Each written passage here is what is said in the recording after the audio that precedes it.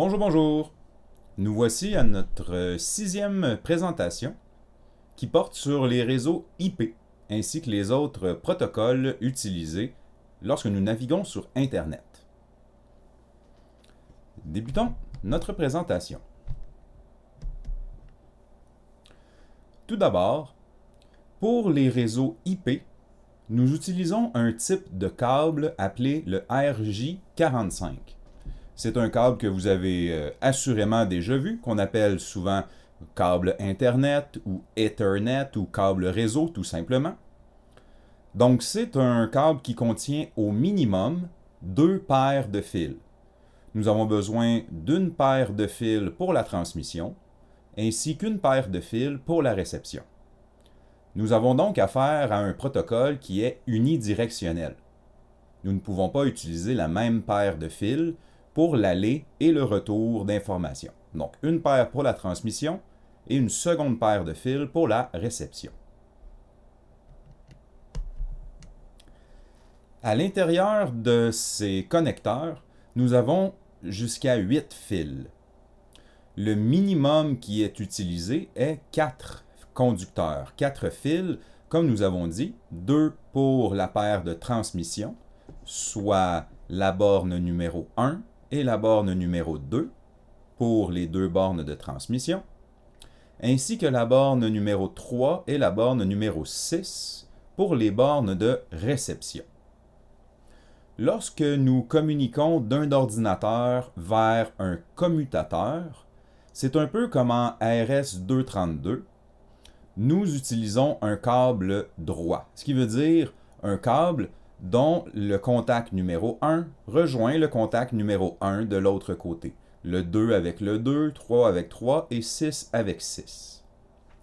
Lorsque nous regardons les connecteurs, il est facile d'identifier un connecteur qui est droit, étant donné que les couleurs sont au même endroit. On regarde le orange principalement et le vert sont au même endroit de chaque côté. Ce qui veut dire que l'orange est à l'extrême gauche et on le voit bien sur les 2 connecteurs.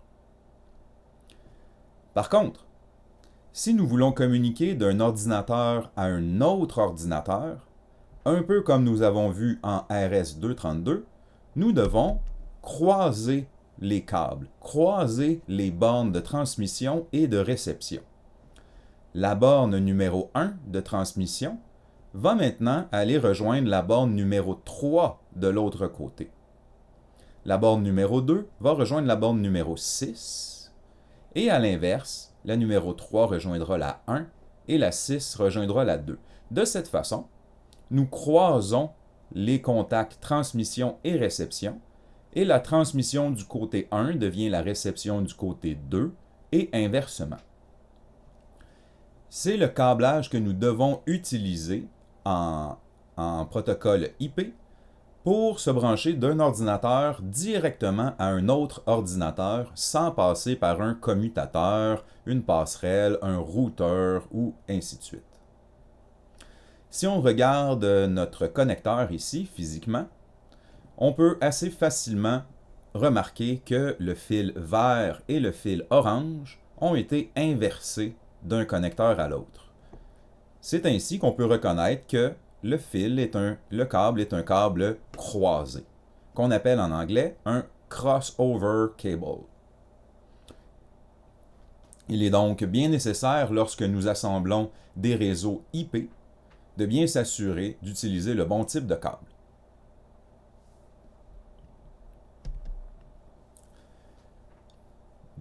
Allons maintenant vers une petite définition de qu'est-ce que notre réseau Internet. Eh bien, tout d'abord, on va commenter avec qu'est-ce que c'est qu'un réseau. Un réseau, c'est plusieurs ordinateurs ou plusieurs systèmes qui sont connectés ensemble sur le même bus de communication. Donc, les ordinateurs peuvent s'échanger de l'information entre eux, aller-retour, comme par exemple des ordinateurs qui peuvent envoyer des informations à une imprimante ou un scanner qui peut renvoyer d'autres informations aux ordinateurs, et tous les ordinateurs du même réseau peuvent utiliser la même imprimante, le même scanner et communiquer entre eux. Dans le cas présent, nous avons un réseau bien simple avec plusieurs ordinateurs autour d'un concentrateur de données. Nous allons voir la différence entre ces différents éléments un peu plus tard.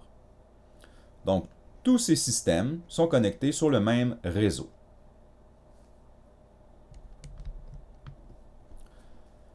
Toutefois, nous pouvons avoir plusieurs réseaux qui peuvent communiquer entre eux et échanger entre eux par un lien externe. Nous avons par exemple le premier réseau ici, un second réseau ici. Plus loin, nous avons un quatrième et un troisième réseau ici, lesquels sont tous reliés, les quatre ensemble, par le même commutateur central. Ce qui veut dire qu'au final, tous ces réseaux peuvent communiquer à l'interne entre leurs ordinateurs et aussi à l'externe entre les réseaux.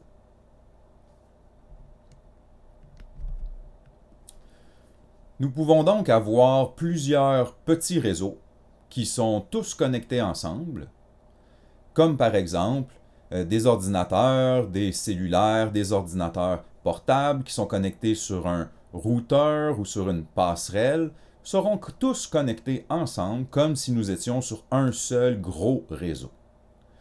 L'utilisateur ne se rendra même peut-être pas compte de si, en fin de compte, la communication est au réseau interne ou doit aller vers le réseau externe, vers d'autres réseaux externes.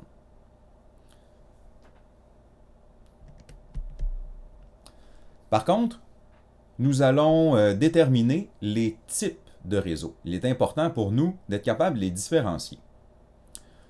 Le premier type de réseau, on pourrait dire le réseau local, qui va connecter simplement plusieurs ordinateurs entre eux autour d'un même serveur, en incluant par exemple une imprimante, un scanner, un projecteur ou différents appareils comme ça, mais dans lequel on va rester dans une connexion qu'on appelle locale. Eh bien, c'est un réseau qu'on appellera le LAN, L-A-N en anglais, pour Local Area Network. Un LAN est un réseau local qui n'a pas besoin d'une passerelle ou d'un routeur pour communiquer avec l'extérieur, étant donné que tout circule en connexion locale dans un LAN. À l'inverse du LAN, nous avons le WAN, W-A-N, pour Wide Area Network. C'est une connexion qui est à plus longue distance. C'est un réseau, on pourrait dire, qui peut connecter plusieurs petits LAN ensemble.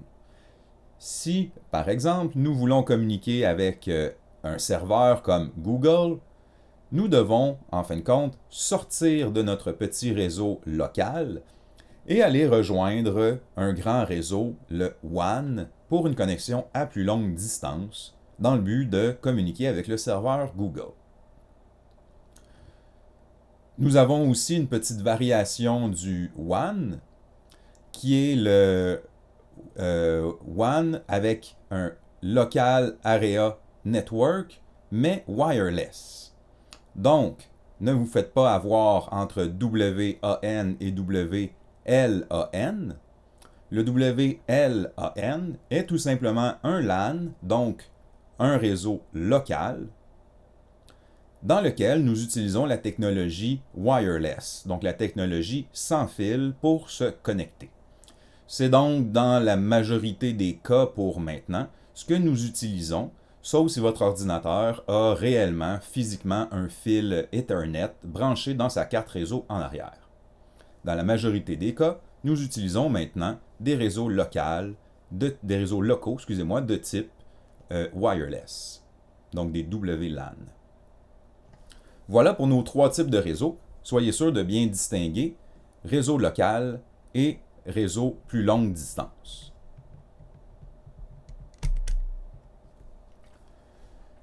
Dans le but d'uniformiser notre communication entre ces différents réseaux, il faut utiliser le même protocole de communication. Donc, nous sommes établis un protocole que nous appelons le protocole Internet.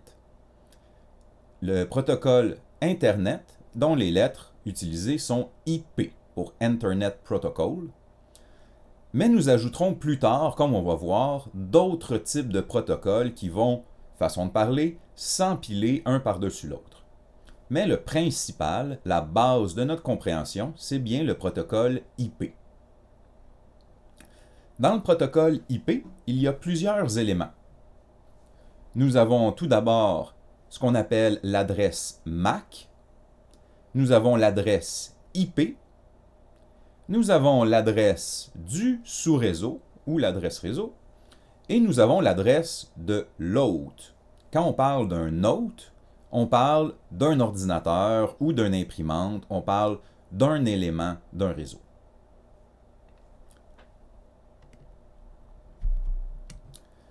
Regardons ces éléments un à la fois. Tout d'abord, l'adresse MAC.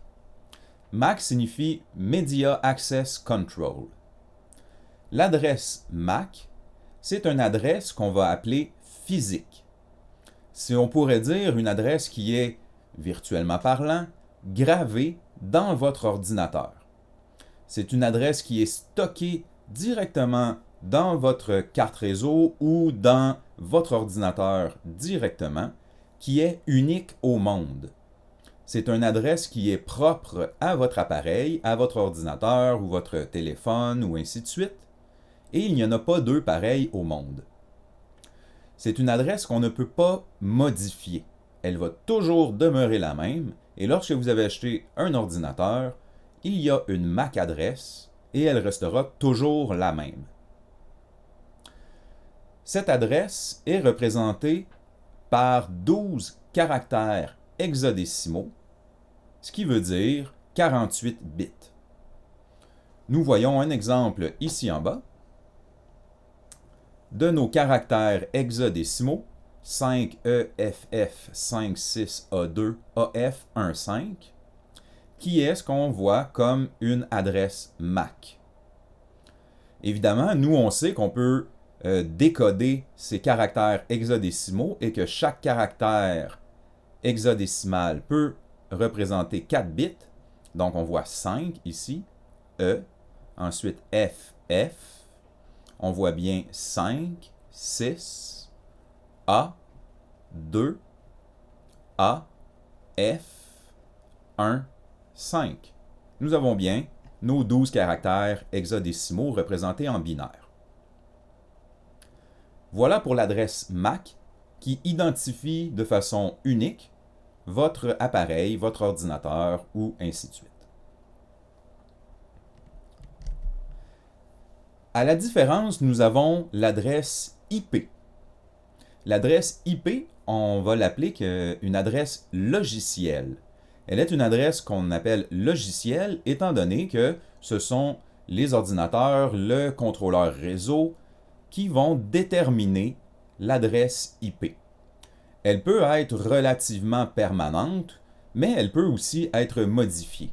Elle peut même être attribuée de façon provisoire et aléatoire. C'est une adresse qui va être unique, mais sur un seul réseau. Ce qui veut dire, sur mon petit réseau à moi, il n'y aura pas deux fois la même adresse IP.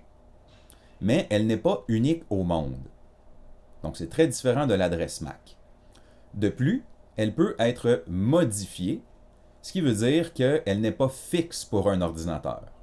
Par exemple, si j'obtiens une adresse IP sur mon ordinateur, que je l'éteins et que je le redémarre, il est possible que j'aille une autre adresse IP qui est toutefois unique sur mon réseau. C'est une adresse qui est codée en 4 caractères décimaux d'un maximum de 255, ce qui représente au final 32 bits. 32 bits qui sont en fin de compte 4 paquets de 8 bits pour un maximum de 255. Donc nous pourrions écrire, si on met des 1 partout, la valeur maximale de 255.255.255.255. Chacun des 4 caractères décimaux est séparé par un point dans le but de bien les identifier. Donc, nous voyons bien ici que nous avons en binaire 212. Ici, si on le compte en binaire, 85. Ici, 150. Et on termine par 134. Donc, soyez sûr de bien les compter en binaire, ce qui veut dire que nous avons ici, par exemple, 128 plus 4 plus 2, qui fait bien 134. Voilà pour notre adresse IP. Au sujet de l'adresse IP, nous avons maintenant plusieurs types. Celle que nous allons utiliser dans notre présentation, c'est l'adresse IP standard, façon de parler, l'adresse IP version 4. Dans l'adresse IP V4, nous avons, comme on a vu, 4 octets ou 4 bytes, ce qui donne 32 bits, pour nous donner notre adresse. Alors que dans l'adresse IP V6, version 6, qui est plus récente, plus évoluée, nous utilisons 16 bytes, soit 128 bits, pour coder l'adresse IP. Cette fois-ci, elle est codée en format hexadécimal. Nous n'allons pas étudier l'adresse IP version 6 dans notre présentation, nous allons nous en tenir à la version 4. Mais le principe est le même, mis à part qu'avec la version 6, nous avons évidemment beaucoup plus de possibilités, donc beaucoup plus d'adresses IP possibles pour un réseau. Nous allons distinguer aussi tout de suite les adresses IP publiques qui vont être uniques mondialement. Ce sont des adresses IP spécifiques employées par des grosses compagnies, par des gros serveurs qui sont accessibles de façon internationale et pour laquelle l'adresse IP ne va pas changer et sera toujours la même mondialement. Mais la majorité des adresses IP que nous utilisons vont être des adresses IP privées qui sont uniques sur mon réseau, mais qui peuvent être retrouvées ailleurs sur la planète, évidemment.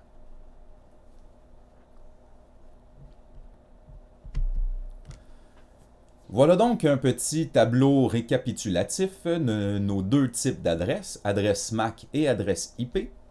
Adresse MAC pour Media Access Control, qui est une adresse matérielle, donc qui n'est pas modifiable, alors que l'adresse IP, Internet Protocol, est une adresse logicielle, donc définie par l'ordinateur lui-même, ou le réseau, le contrôleur réseau.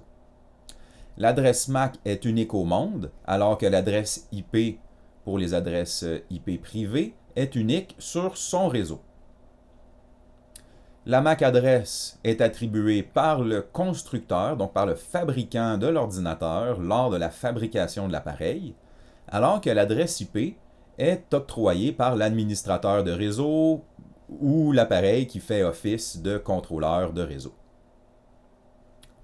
L'adresse MAC contient 48 bits, alors que l'adresse IP version 4 n'en contient que 32. Et nous savons que l'adresse MAC est fixe pour toujours, elle n'est pas modifiable comparativement à l'adresse IP qui, elle, est modifiable. Donc voici pour les deux types d'adresses du protocole IP. Parlons maintenant de l'adressage au sein d'un réseau Internet. Nous savons que chaque système d'un réseau, que ce soit un ordinateur ou une imprimante, va posséder deux adresses, son adresse MAC et son adresse IP. Si nous avons, comme dans l'exemple ici-bas, un tout petit réseau qui ne contient qu'un ordinateur et son imprimante. C'est donc évidemment un réseau LAN, un réseau local qui ne contient qu'un ordinateur et une imprimante. L'ordinateur a son adresse IP, que nous voyons ici en haut, et son adresse MAC, qui lui est unique.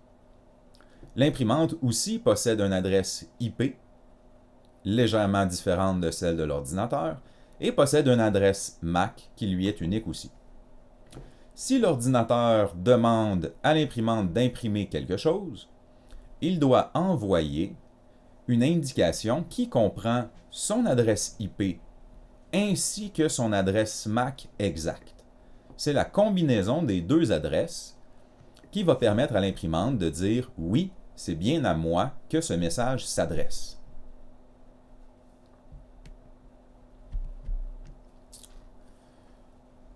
Pour contrôler un réseau, lorsqu'il y a plusieurs appareils dans un réseau, eh bien, il faut gérer l'échange de données. Il faut gérer le trafic sur notre réseau. Du même principe qu'un contrôleur de bus de données sur un réseau, on pourrait dire, plus standard. Eh bien, c'est ce contrôleur, c'est ce qu'on va appeler maintenant un commutateur ou en anglais, une network switch. Donc, un terme que vous devez vous remémorer, le commutateur ou la network switch va gérer le trafic en dirigeant le signal d'une source vers une destination. Donc, si un ordinateur veut parler à une imprimante, le commutateur va diriger le message de l'ordinateur vers l'imprimante directement. C'est le travail d'un commutateur. Un commutateur va relier les deux systèmes ou les deux hôtes qui veulent discuter ensemble. Donc, le commutateur doit analyser en partie le message pour savoir à qui il est destiné et envoyer le message uniquement à sa destination. Donc, connecter ensemble uniquement les deux hôtes qui veulent s'échanger des informations. Donc ça, c'est le rôle d'une network switch, d'un commutateur. Faites bien attention de distinguer les termes parce que ce n'est pas pareil pour ce qu'on appelle un concentrateur. Un concentrateur, en anglais, on appelle un hub, H-U-B. Un hub est beaucoup plus, on pourrait dire, simple qu'un commutateur. Un concentrateur va tout simplement renvoyer le message à tous les éléments de son réseau sans aucune analyse. C'est, on pourrait dire, façon de parler, tout simplement un splitter, si on peut dire. Donc, c'est tout simplement un embranchement avec aucune logique à l'intérieur. Tous les messages seront lus par tout le monde, même si cela ne leur est pas destiné. Donc, évidemment, vous vous doutez que ça prend plus de trafic sur notre réseau, mais peut-être que c'est suffisant pour nos besoins et qu'un hub est suffisant et qu'on n'a pas besoin d'un network switch. Donc, faites bien la distinction entre concentrateur et commutateur.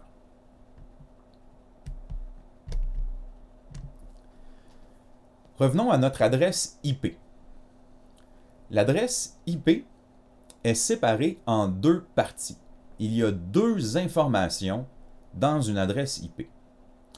Il y a tout d'abord l'information de l'hôte, ce qu'on appelle le host ID ou le ID de l'hôte. L'hôte va être l'ordinateur spécifique, par exemple l'ordinateur numéro 3 ou mon imprimante ou un téléphone cellulaire ou quelque chose comme ça. Alors que mon network ID va identifier le réseau, le petit réseau LAN sur lequel je me trouve. Peu importe que ce soit un réseau LAN ou WAN, nous allons le voir plus tard, le réseau sur lequel je me trouve actuellement. On peut donc voir que pour un même numéro, une même adresse IP, un peu comme un numéro de téléphone, nous avons deux éléments. Le host ID représente, en fin de compte, un peu comme notre numéro de téléphone personnel, alors que le network ID représente notre code régional, 514-450-418, ainsi de suite. Donc, dans le même numéro, comme dans notre numéro de téléphone, nous avons au début l'identification du réseau et par la suite, nous avons l'identification de l'hôte, donc l'ordinateur spécifique dans un tel réseau. Par exemple, si nous avons une adresse IP 170.138.010.111, si, dans notre exemple, l'identifiant du réseau serait 170.138.10, donc les 3 premiers caractères, eh bien, l'identifiant de l'hôte serait tout simplement 111. Donc, nous aurions une partie pour l'identification réseau et la dernière partie finale pour identifier l'hôte, donc l'ordinateur spécifique faisant partie de ce réseau. Par contre, selon les besoins, l'adresse IP va réserver une certaine partie pour l'identifiant réseau et le reste des 32 bits sera pour l'identifiant de l'hôte. Nous pourrions trouver un réseau qui utilise uniquement 8 bits pour son identifiant réseau, ce qui veut dire le premier octet, donc le premier caractère ici décimal. Ce réseau utiliserait seulement 170 pour identifiant réseau. Et son identifiant réseau serait donc 170.0.0.0. Le même adresse IP, mais sur un réseau qui utilise 16 bits pour son identifiant réseau. 16 bits, c'est donc 2 octets. Nous utiliserions les 2 premiers caractères ici pour l'identifiant réseau. 170.138.0.0 pour la fin. Un réseau 24 bits utiliserait les 3 premiers caractères, ce qui veut dire les 3 premiers octets. Et uniquement le dernier caractère décimal, donc le dernier octet, serait utilisé pour le ID de l'hôte. Ce sont les plus standards que nous allons voir, mais il est aussi possible dans des cas bien précis, surtout dans des petits réseaux différents, on pourrait dire, qui ne se connaissent pas nécessairement sur Internet, par exemple des communications IP à l'intérieur d'un aéronef ou à l'intérieur d'un système automatisé de machinerie, pourrait très bien avoir un réseau codé sur 26 bits. Dans ce cas-là, eh bien, on aurait les 3 premiers octets, mais on aurait aussi les 2 premiers bits du dernier octet qui servirait de ID réseau. Ce qui veut dire qu'il faudrait convertir ici le dernier caractère en 8 bits, en son octet en binaire, pour ne prendre que les 2 premiers bits pour le réseau et les 6 derniers bits appartiendraient au ID de l'hôte. Donc, rappelez-vous qu'une adresse IP, c'est 32 bits et qu'un certain nombre de bits est utilisé pour l'identifiant réseau. Tout ce qui reste sera l'identifiant de l'hôte.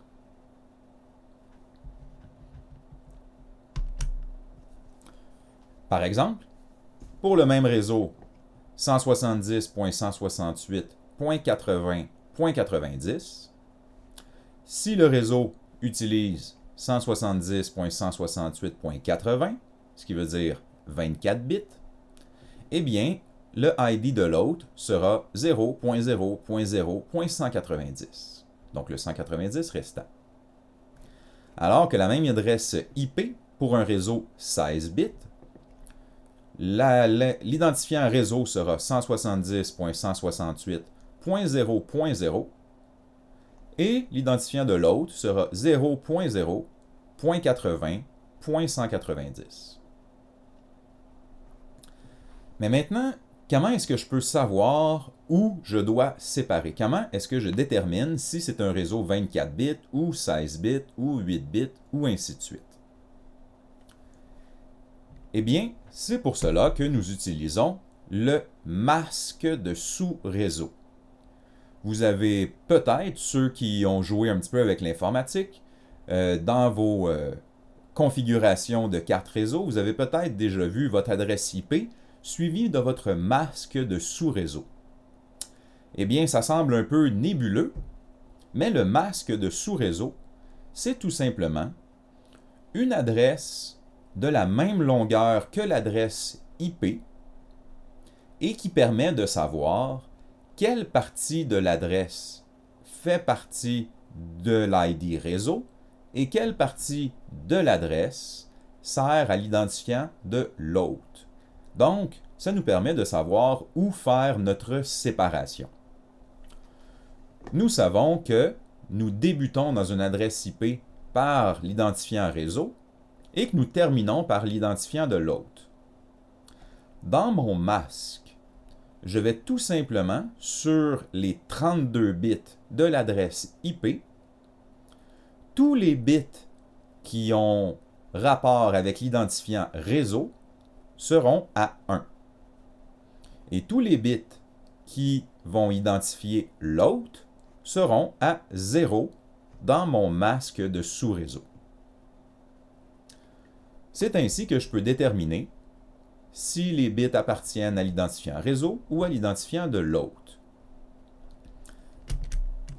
Par exemple, si je reviens avec un réseau dont mon adresse IP est 170.138.10.40. Donc, mon appareil a cette adresse IP.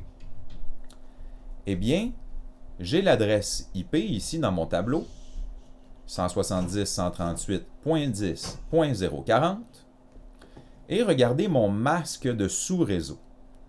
Rappelez-vous, on devrait être capable de se remémorer que c'est 32 bits ici, mais représentés en décimales.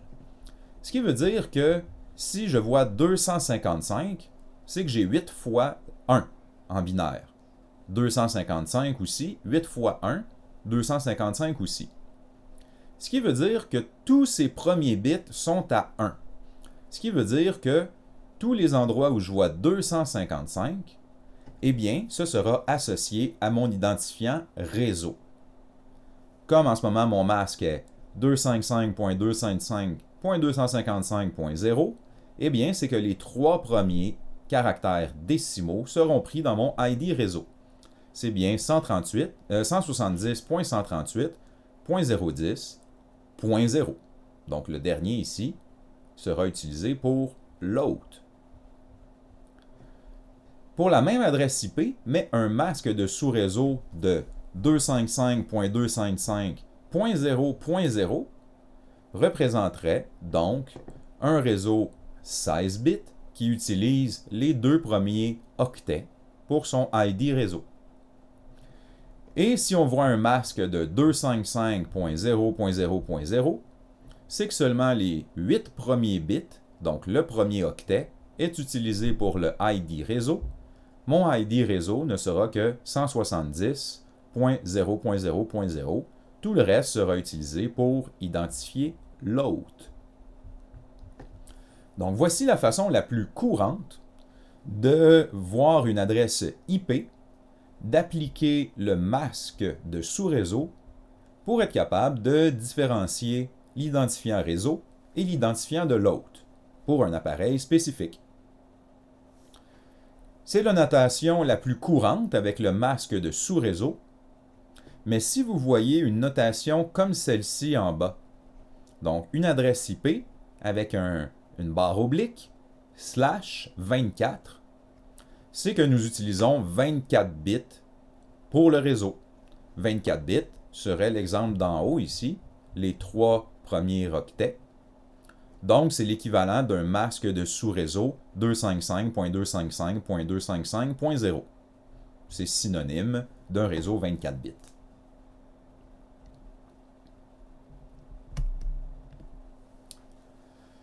Allons pour un petit exemple dans un réseau concret. Nous avons ici plusieurs appareils qui sont tous connectés sur le réseau 170.138.10.0, étant donné que le masque de ce réseau est 255.255.255.0.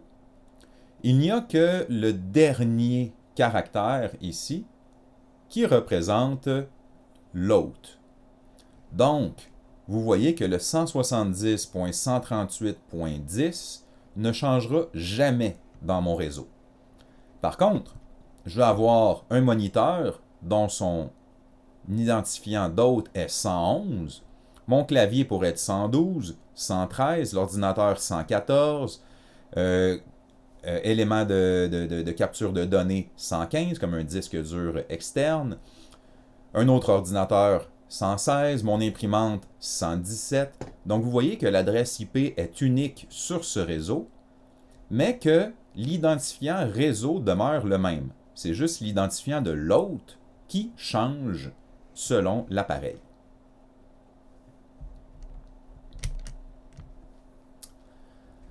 Maintenant, réfléchissons un peu.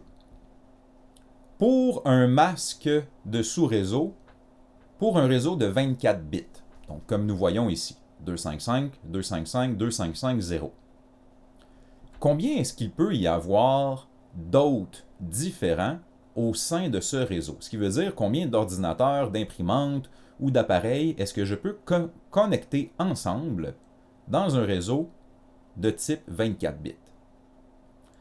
Eh bien, si on y pense, je peux passer d'un identifiant 0 à l'identifiant 255. Ce qui veut dire que théoriquement, j'ai 256 possibilités de 0 à 255.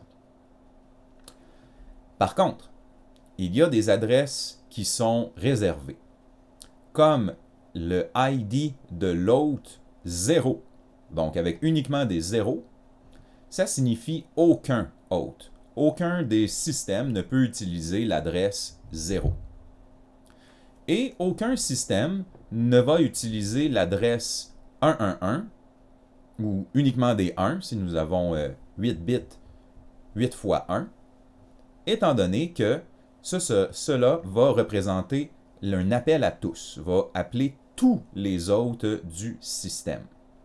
Ce qui veut dire que dans le cas présent ici, la valeur 0 est réservée et la valeur 255 est réservée aussi. Nous avons donc uniquement le choix de 1 à 254, ce qui nous fait 254 possibilités. Il peut donc y avoir un maximum de 254 ordinateurs différents sur ce même réseau.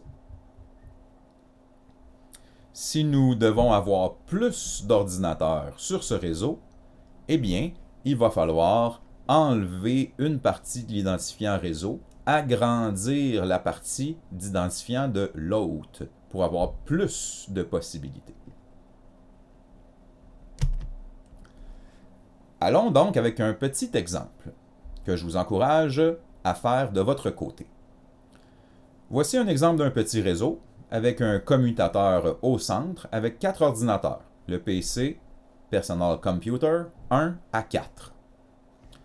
Vous voyez l'adresse IP, l'adresse MAC qui est associée et le masque de sous-réseau.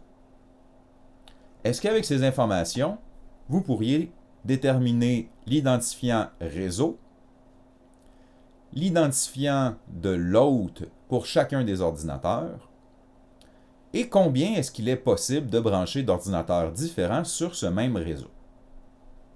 Je vous encourage à faire pause et à revenir lorsque vous aurez complété ce premier exemple.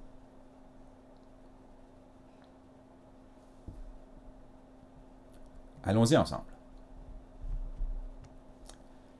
Eh bien, l'identifiant de mon réseau, selon mon masque, 255.255.255.0, va prendre les 3 premiers caractères seulement pour l'identifiant réseau et ne touchera pas au dernier. Nous avons donc 192.168.100.0 pour l'identifiant réseau. Alors que chacun des ordinateurs présents vont être représentés uniquement par le dernier ici, caractère décimal, ce qui veut dire 0.0.0.131, 0.0.0.132 pour le deuxième PC, 0.0.0.133 pour le troisième et 0.0.0.134 pour le quatrième. Comme nous avons 256 possibilités, mais que les 2 possibilités qui sont 0 et 255 sont interdites, nous aurions 254 hôtes possibles sur ce réseau. Refaisons le même exemple maintenant, mais avec un masque différent. Quelle serait la différence avec un masque de 16 bits d'identifiant réseau comme nous avons ici? Eh bien, voici la réponse. L'identifiant réseau serait 192.168.0.0 cette fois-ci. Parce que ici, le troisième octet se retrouverait dans l'identifiant de mon hôte. Donc chacun des ordinateurs, l'ordinateur numéro 1 s'appellerait 0.0.100.131.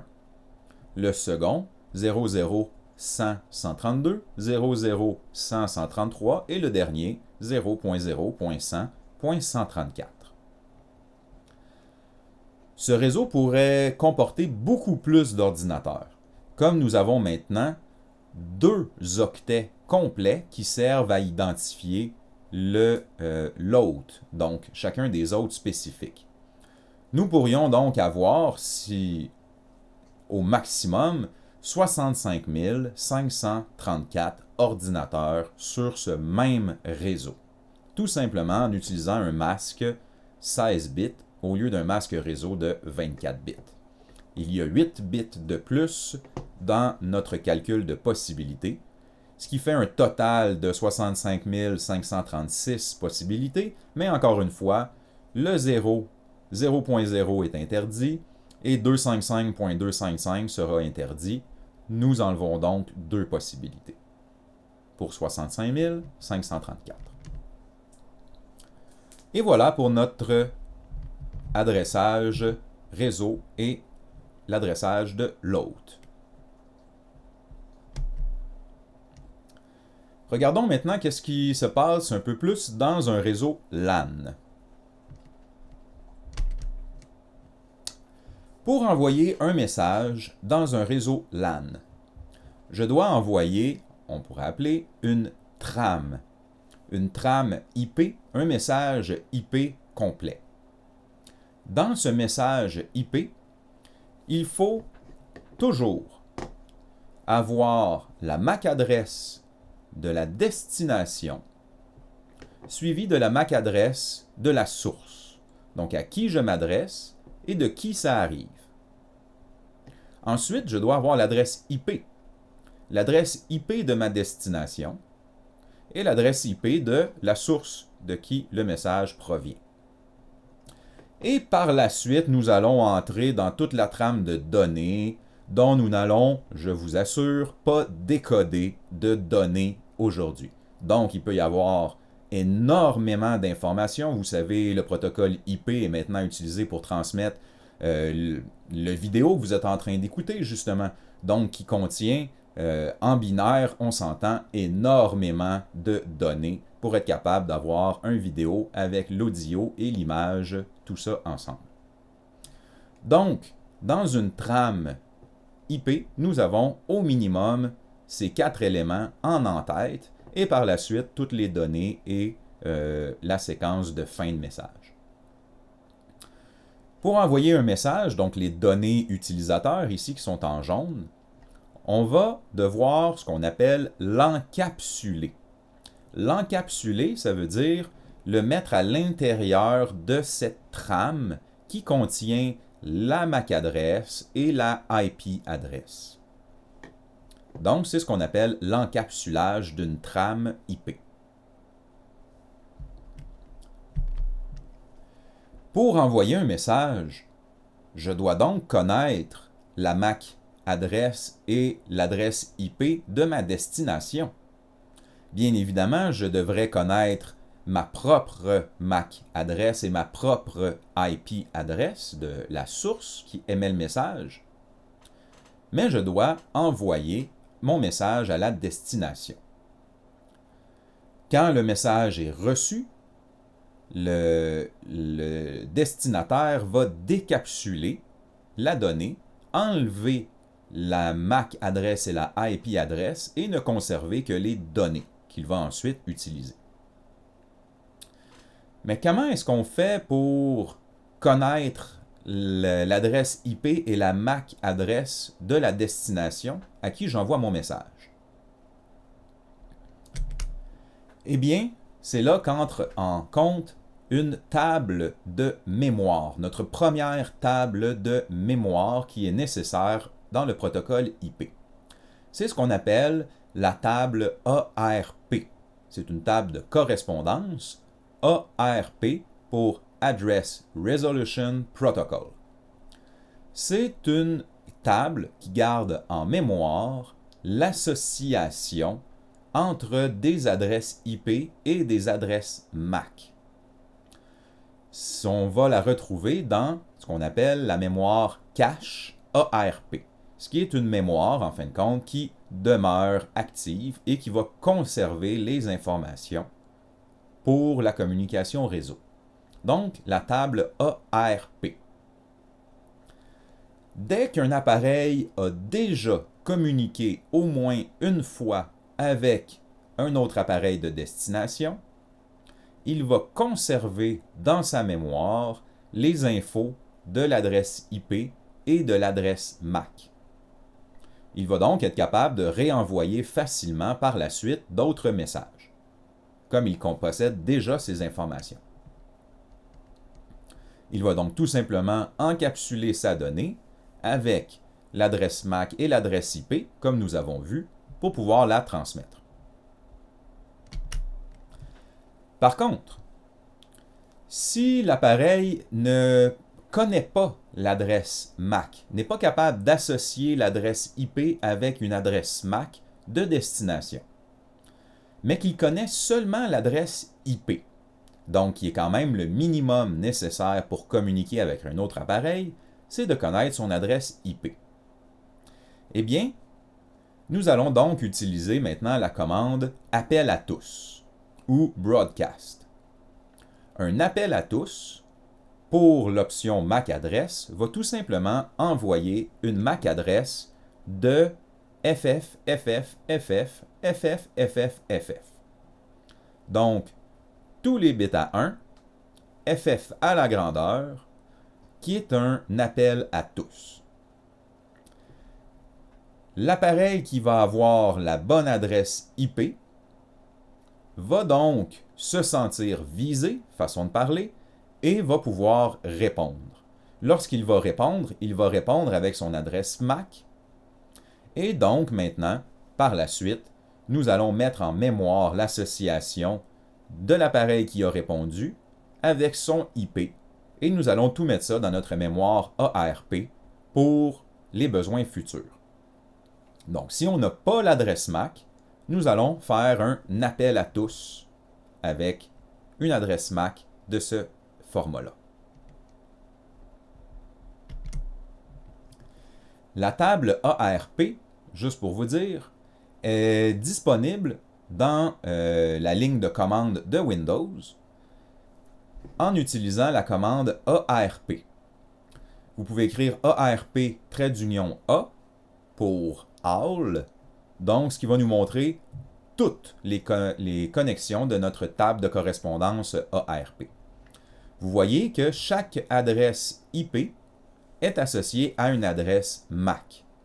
Donc, une autre adresse IP, une autre adresse MAC, et ainsi de suite. Vous voyez ici, 255 qui est l'appel à tous, FFFFF qui est la MAC adresse appel à tous. Donc, c'est ce qui représente notre broadcast. Alors que l'autre, qui s'appelle 175, aurait une adresse MAC représentée ici.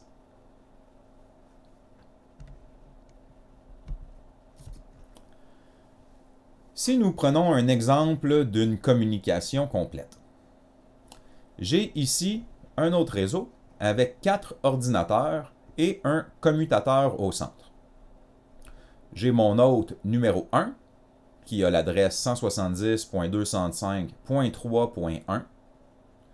Il semble bien que le masque de sous-réseau prend les 3 premiers caractères et que l'autre n'est représenté que par le dernier caractère, car j'ai l'autre 1 ici, le 2 qui aura donc l'adresse 0.0.0.2, le 3 et le 4. Ils ont chacun une MAC adresse unique. Comme vous pouvez voir, même si elle est semblable, on a la MAC adresse 21, 22, 23 et 24.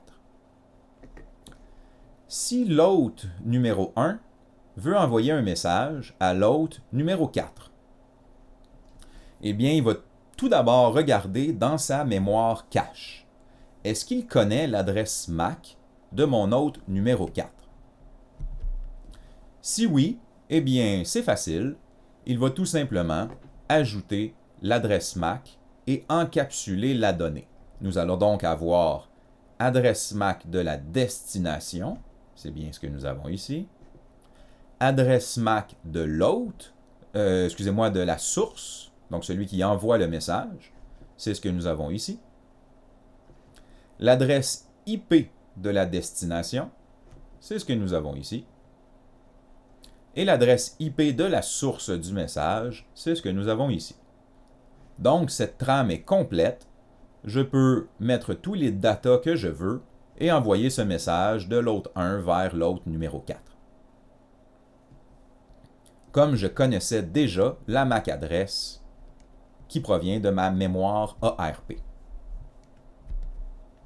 Par contre, si je n'ai pas la MAC adresse de l'hôte numéro 4, qu'est-ce que je vais faire? Eh bien, je vais envoyer une demande broadcast, un appel à tous. Je vais tout simplement remplacer ici la MAC adresse qui est inconnue, je ne la connais pas, par toutes des F, comme vous pouvez voir. Donc, c'est l'appel à tous. J'ai toujours ici la MAC adresse de ma source du message, l'adresse IP de ma destination, celle-là doit être connue, sinon je ne peux pas envoyer du tout le message. L'adresse IP de ma source, c'est toujours celle-là, et mes datas par la suite. Qu'est-ce qui va se passer? C'est que, comme j'envoie un appel à tous, eh bien, tout le monde va regarder, tout le monde va analyser le message, mais il n'y a que celui dont c'est la bonne adresse IP, 170.205.3.4, qui va répondre. Il va donc répondre « Oui, c'est bien moi, voici mon adresse MAC », et nous allons donc obtenir la correspondance entre MAC adresse et IP adresse. Nous allons mettre à jour la table ARP de l'hôte numéro 1, et par la suite, il pourra donc remplacer pour tous les autres messages par la bonne MAC adresse.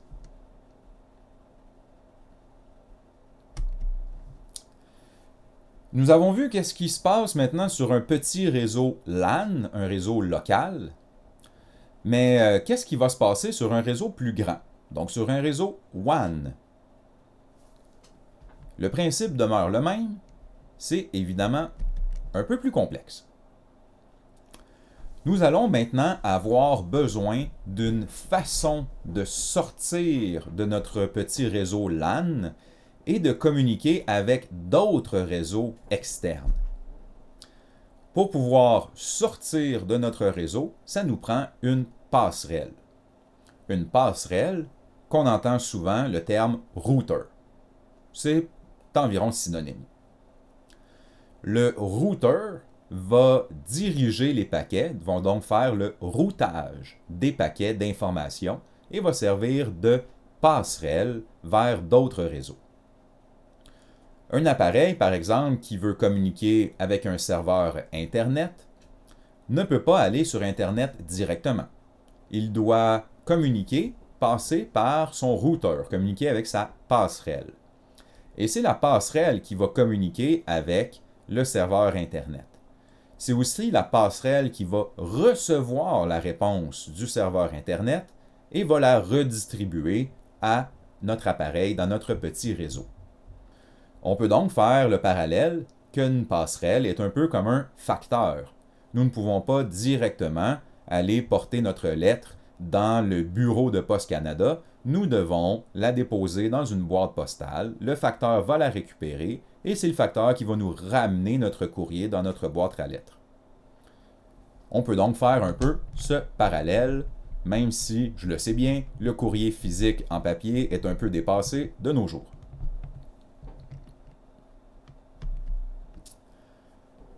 Notre routeur va donc, tel qu'on a mentionné, communiquer avec l'extérieur de mon réseau LAN.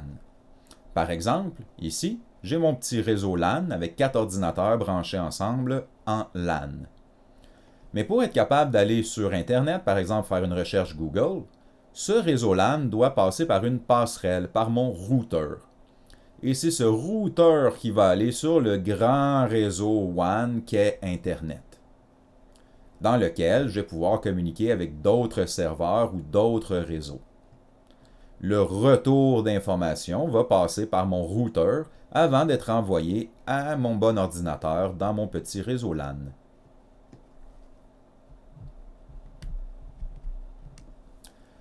En parlant de notre passerelle ou de notre routeur, eh bien, nous allons regarder un petit peu de quoi ça a l'air. Une passerelle ou un routeur doit faire le lien entre un réseau LAN et un réseau WAN. Nous avons donc besoin de deux cartes réseau. Nous avons une carte réseau pour le réseau LAN, qui est le réseau 1 ici, et une seconde carte réseau qui est pour le réseau WAN, donc le réseau 2 qui est ici. Vous voyez, habituellement, nous avons dans le réseau LAN plusieurs ports d'entrée. Comme dans le cas présent ici, nous pourrions mettre 4 ordinateurs physiquement branchés sur le même réseau LAN. Ils seraient donc tous connectés ensemble dans mon réseau LAN qui comporte son adresse IP, soit 192.168.1.10, qui serait l'adresse IP de mon routeur, ici, du côté LAN. Mais faites bien attention, parce que la deuxième carte réseau, la carte réseau WAN, a une autre adresse IP. Ils ont donc, chacune de ces cartes ont une adresse IP différente. L'adresse IP de mon réseau WAN serait 170.108.34.9, complètement différente de celle de mon réseau LAN. Vous voyez qu'il n'y a qu'un seul connecteur du côté WAN, c'est normal. D'habitude, je vais me brancher sur le réseau Internet par ce connecteur. Donc, c'est à quoi ressemble un peu un routeur. Gardez en tête qu'il y a deux cartes réseau et il y a donc deux côtés complètement distincts et deux adresses IP complètement distinctes.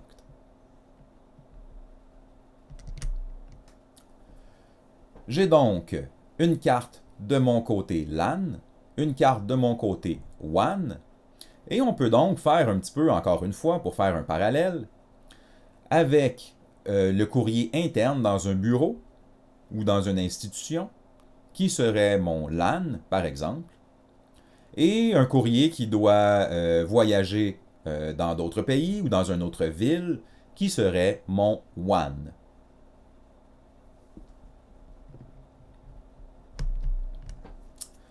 Qu'est-ce qui va se passer maintenant si je veux connecter deux réseaux LAN ensemble? Eh bien, vous voyez que j'ai le réseau LAN numéro 1, avec certains ordinateurs qui ont leurs adresses IP, et un réseau LAN numéro 2. Comme par hasard, et par aussi la magie du copier-coller, vous voyez que c'est exactement un réseau qui se ressemble au point d'avoir les mêmes adresses IP. Est-ce que c'est grave? Est-ce que je peux me tromper entre l'imprimante du réseau 2 et l'imprimante du réseau 1? Eh bien non, étant donné que l'adresse IP doit être unique sur un seul réseau. Il peut y avoir beaucoup d'adresses IP semblables à la grandeur de la planète, mais ces adresses seront sur des réseaux LAN différents. On va donc pas les voir l'un vu de l'autre. Donc vous voyez ici mon réseau 1 avec tous ces hôtes dans mon réseau 1 qui passent par un commutateur et communiquent avec ma passerelle.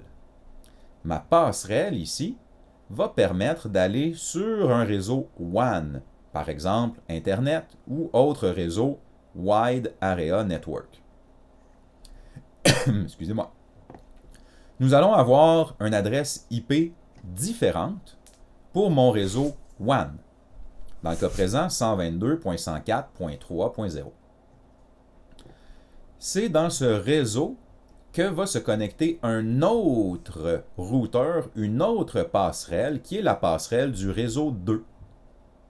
Et nous allons donc pouvoir communiquer à partir, par exemple, de l'ordinateur du réseau 1, par la passerelle, vers le réseau WAN, reçu par la seconde passerelle du réseau 2, qui pourrait ensuite diriger l'information, par exemple, vers l'imprimante étant donné que, par exemple, l'imprimante du réseau 2 est une imprimante couleur et l'imprimante du réseau 1 est une noir et blanc, et moi je voulais imprimer en couleur.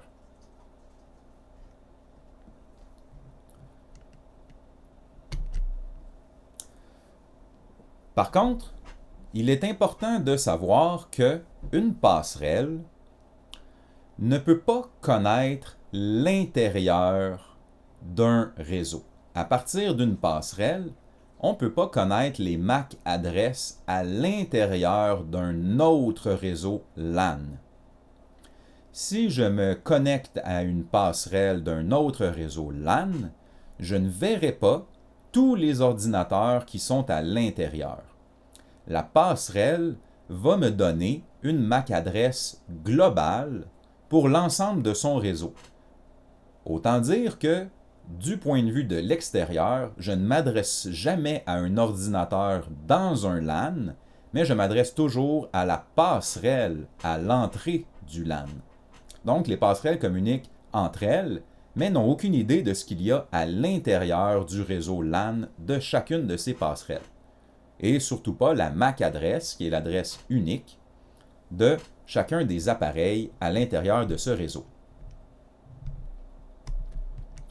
Qu'est-ce qui va donc se passer au travers de mon acheminement, mon routage de données entre des réseaux LAN et des réseaux WAN? Eh bien, comme toujours, l'adresse IP de ma destination doit être connue. Mais je n'ai pas nécessairement l'équivalence avec l'adresse MAC. Qu'est-ce que je vais faire? C'est que je vais tout simplement envoyer mon message avec la MAC adresse d'une passerelle que je connais. Donc, une passerelle sur mon réseau que je connais. Ce n'est probablement pas la bonne passerelle, ce n'est probablement pas le bon routeur, mais je m'adresse au premier routeur que je connais et que je connais sa MAC adresse. Ce routeur, cette passerelle, va elle-même regarder à l'intérieur de son réseau LAN et vérifier si elle retrouve mon hôte avec mon IP adresse. Si oui, c'est que le message est probablement arrivé dans le bon petit réseau LAN. Si elle ne retrouve pas la destination dans son réseau, elle va faire le relais. Elle va réenvoyer le message à une autre passerelle avec la MAC adresse de la passerelle suivante, qui, elle, va peut-être faire le relais à la MAC adresse de la passerelle suivante, et ainsi de suite. Chaque routeur vont se réenvoyer, on pourrait dire, le message en relais, en modifiant la MAC adresse à chaque fois vers la passerelle suivante, jusqu'à ce qu'on trouve, au final, la bonne destination. Dans notre trame, nous savons que nous devons avoir la MAC adresse de la destination et la MAC adresse de la source. L'adresse IP de la destination et l'adresse IP de la source doivent par contre être connues au début, doivent être connues d'avance. Et ces deux informations ne vont jamais changer tout au long du relais. Ce sera toujours la même adresse IP de destination et toujours la même adresse IP de la source initiale. Par contre, la MAC adresse de destination et de source va changer constamment pendant qu'on fait les relais. À chaque relais qu'il va y avoir, le routeur va changer ses informations, va envoyer à la prochaine destination, le prochain routeur, et va mettre sa propre MAC adresse de source. Et cela peut se passer des centaines de fois, de routeur en routeur, avant d'arriver enfin à ma destination. Si on se fait donc, pour représenter tout ça, un petit exemple relativement simple qui va comprendre 3 réseaux. 2 réseaux LAN et un réseau WAN qui les communique, qui les connecte ensemble. J'ai mon réseau LAN numéro 1 ici codé en 24 bits, ce qui veut dire avec un masque de 255.255.255.0. Le réseau est nommé 192.168.1 et les différents hôtes, ici présents, vont être nommés 0.0.0.1, 0.0.0.2, et l'entrée du routeur, ici, sera 0.0.0.254. Ce sont tout simplement les trois hôtes de mon réseau numéro 1. J'ai à l'autre opposé mon réseau LAN numéro 2, qui est codé seulement en 8 bits, ce qui veut dire que seulement le premier octet représente le réseau, ce qui veut dire que mon réseau est bien 10.0.0.0. L'adresse de l'hôte ici en bas sera 0.0.0.2, ici sera 0.0.0.3 et le routeur sera 254. Si on pense à l'adresse IP complète, eh bien cet ordinateur, son adresse IP complète sera 10.0.0.2, lui sera 10.0.0.3, et le routeur du côté LAN, donc la carte réseau qui est du côté du LAN numéro 2, sera 10.0.0.254. Mais nous savons qu'un routeur, le routeur 1 a son côté LAN ici à gauche, le routeur 2 a son côté LAN ici à droite, mais entre les deux, ce sera un réseau WAN, donc qui pourrait être un réseau beaucoup plus grand et connecter des dizaines, voire des centaines de réseaux LAN ensemble. Ce réseau a l'adresse codée en 16 bits, donc avec le masque 255.255.00, de 172.16.00. Dans ce réseau WAN, le même routeur numéro 1, du côté du WAN, aura l'adresse complète 172.16.0.1, tandis que le second routeur aura l'adresse IP complète 172.16.0.2. Donc, chaque routeur a deux adresses IP, une du côté LAN, une du côté WAN.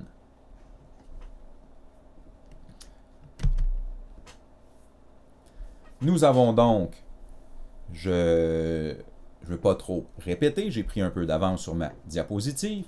Nous avons donc mon réseau numéro 1 ici, avec son adresse, son masque et l'ensemble de ses hôtes. Comme on a dit, l'hôte 1, l'hôte 2 et le routeur, nous avons décidé que c'est l'hôte 254. Ça aurait bien pu être n'importe quel autre chiffre, mais il est habituel de donner l'adresse de l'hôte numéro 1 ou de l'hôte 254 au routeur. C'est donc assez usuel de voir ça. De l'autre côté, j'ai le LAN numéro 2, comme on a mentionné, avec mon hôte numéro 2, mon hôte numéro 3 et mon routeur, vu du côté LAN numéro 2. Et nous avons notre WAN, le réseau central qui relie tout ça ensemble, dans lequel je n'ai que deux hôtes en ce moment, mon routeur numéro 1, l'hôte 1, et mon routeur numéro 2, l'hôte 2 ici. Donc voici pour la définition de ce réseau qui comprend trois réseaux, en fin de compte, deux LAN connectés par un WAN. Qu'est-ce qui va se passer maintenant avec toutes ces adresses-là? Eh bien, regardons, par exemple, qu'est-ce qui se retrouve dans la mémoire de la table ARP. Donc, je rappelle, la table ARP, c'est l'association entre l'IP et la MAC adresse de mon hôte numéro 2. L'hôte numéro 2 est compris dans mon premier réseau ici. Il n'a pas accès au reste du réseau. Il n'a pas accès directement au WAN. Donc, la seule chose que mon ordinateur numéro 2 ici a accès, c'est à l'ordinateur numéro 1 et à mon routeur. Je connais donc deux appareils. Il y a deux appareils avec lesquels je peux communiquer. Le routeur, 192.168.1.254, avec son adresse MAC. Donc voici l'adresse MAC du routeur numéro 1. Et je connais aussi l'ordinateur numéro 1, 192.168.1.1, avec l'adresse MAC de l'ordinateur numéro 1. C'est ce qu'il retrouve dans la cache ARP de mon ordinateur numéro 2 et il n'y a rien d'autre. Il n'y a aucun autre appareil avec lequel il peut communiquer. Il n'y a que deux entrées dans sa mémoire ARP. Ça va être un petit peu plus complexe si on regarde qu'est-ce qui se retrouve dans la mémoire du routeur. Allons voir. Eh bien, tout d'abord, mon routeur possède lui aussi une mémoire ARP. Mais il en possède deux. Comme il a deux cartes réseau, une carte réseau du côté LAN et une carte réseau du côté WAN, il possède deux mémoires cache ARP. Du côté LAN, il y a deux appareils avec lesquels il peut communiquer, l'ordinateur numéro 1 et l'ordinateur numéro 2. Le 192.168.2 et 192.168.1, avec leurs adresses MAC spécifiques. Vous voyez que c'est la même adresse MAC ici pour l'ordinateur numéro 1, bien entendu. Par contre, le routeur a aussi sa carte du côté WAN. Du côté WAN, qu'est-ce qui se passe? Eh bien, c'est une autre adresse IP et le seul appareil avec lequel il peut communiquer, c'est le routeur numéro 2 qui se nomme 172.16.0.2. Il va donc avoir dans sa mémoire l'adresse MAC du routeur numéro 2. Ce sont les deux mémoires ARP dans la mémoire du routeur numéro 1. La ARP du côté LAN, la ARP du côté WAN. Mais un routeur possède une autre mémoire, une autre table importante. C'est un routeur, donc un routeur doit faire le routage des données, ce qui veut dire l'acheminement des données. Il doit donc garder en tête différents chemins pour envoyer ces données. Eh bien, voici ce qu'on appelle la table de routage. La table de routage du routeur 1 de la passerelle numéro 1, qui est ici présente, comprend plusieurs informations. Regardons cela ensemble. Tout d'abord, cette table est séparée en réseaux. J'ai bel et bien trois réseaux possibles. Le premier réseau ici, 192.168.1.0.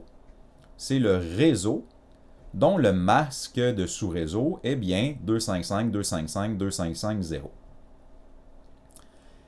La passerelle signifie quel est le chemin pour me rendre à ce réseau. En ce moment, je suis connecté directement au réseau. Il n'y a pas d'autre passerelle, il n'y a pas d'autre routeur entre les deux. Je n'ai donc pas de passerelle. Je suis directement connecté à ce réseau.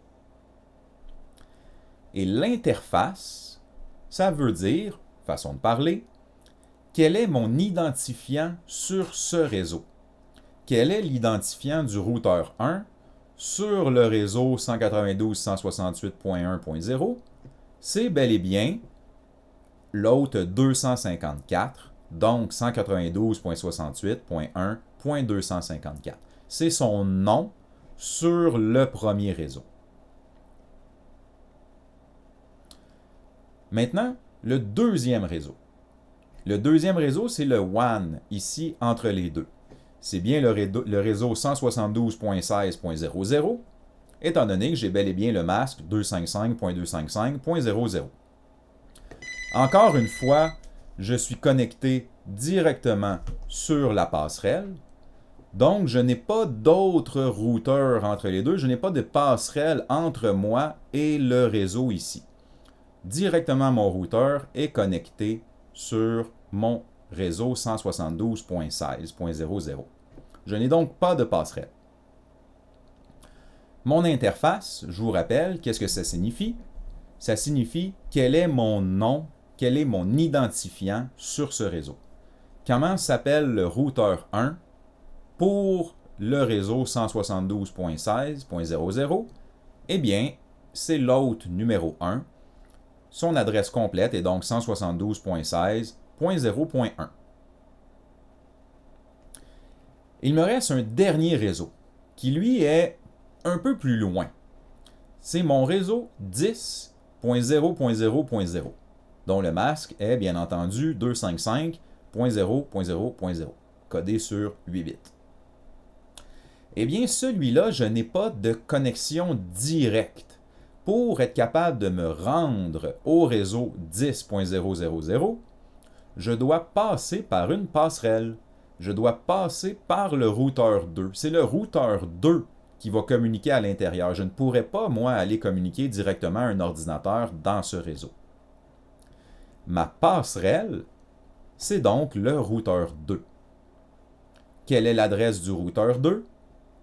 172.16.0.2.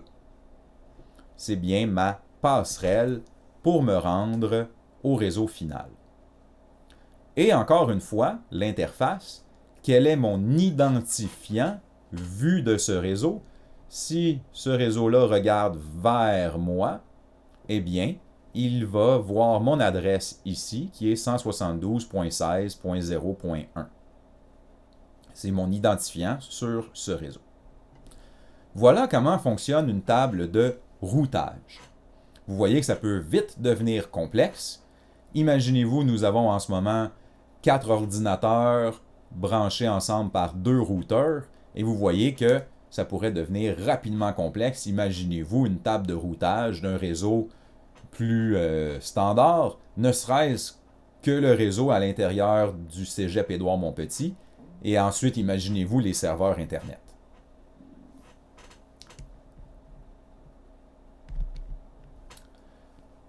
Faisons-nous un petit exemple maintenant.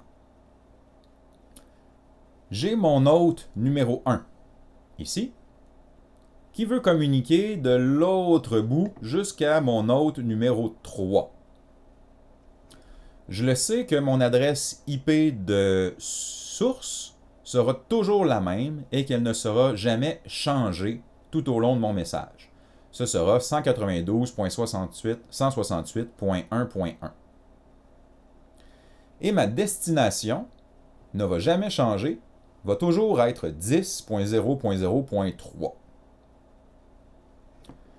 Par contre, mon hôte numéro 1 ne connaît pas dans sa cache ARP la MAC adresse de l'hôte ici numéro 3 dans le réseau à l'autre bout. Qu'est-ce qu'il va faire si je n'ai pas son adresse MAC? Eh bien, il va envoyer un message broadcast sur son réseau. Comme on a vu, il va remplacer l'adresse MAC inconnue par FFFFFFFFF autant de fois que nécessaire. Il va mettre par contre son adresse hôte à lui, donc quelle est son adresse MAC adresse à lui, et les adresses IP, eux autres, ne changeront jamais. L'adresse IP de la destination, l'adresse IP de la source, et ensuite mes données. Quand j'envoie ce message « Appel à tous » sur mon réseau, comme il n'y a personne qui a la bonne adresse IP, je n'aurai pas de réponse. Si je n'ai pas de réponse, eh bien, je vais passer à l'étape, la deuxième étape. Ma seconde étape sera de réenvoyer mon message, mais maintenant, je vais l'envoyer à mon routeur, à ma passerelle numéro 1 ici. Je vais donc remplacer l'adresse MAC par l'adresse MAC du routeur numéro 1.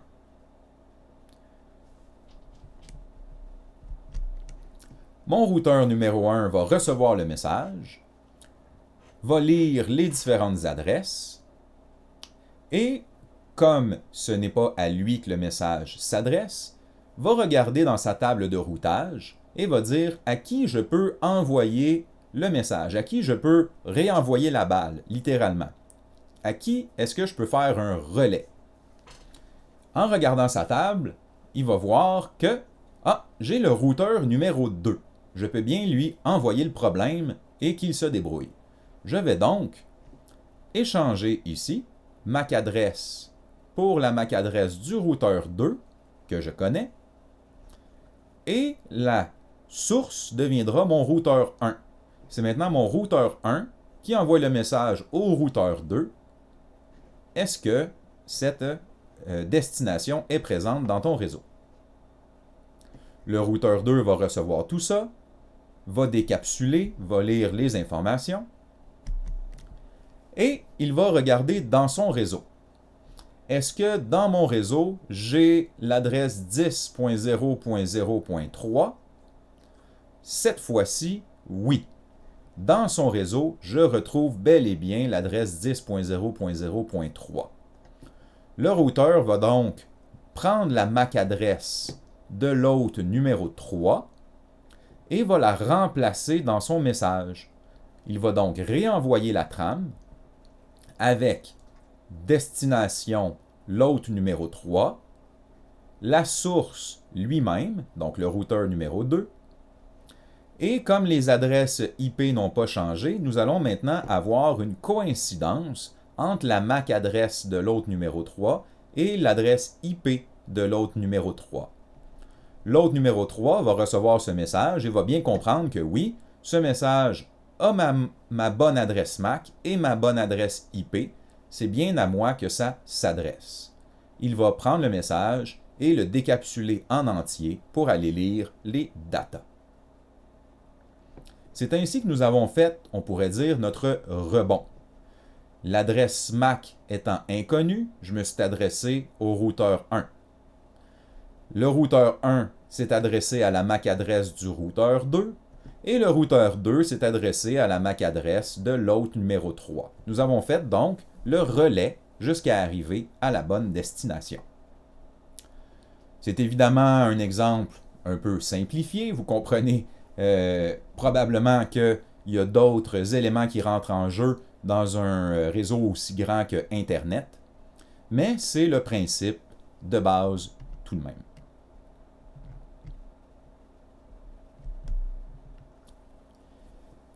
Continuons maintenant avec ce qu'on appelle le protocole, ou plutôt les protocoles TCP/IP.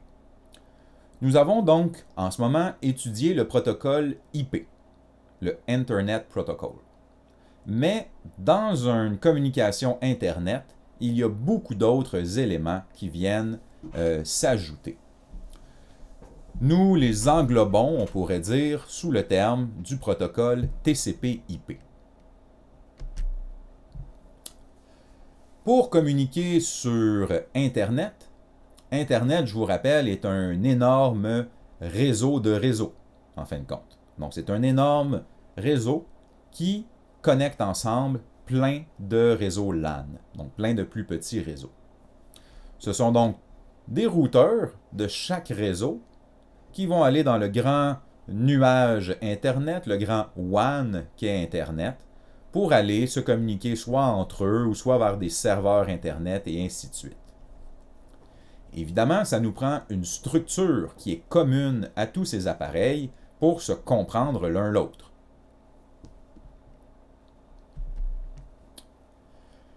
Nous avons donc défini le protocole TCP/IP.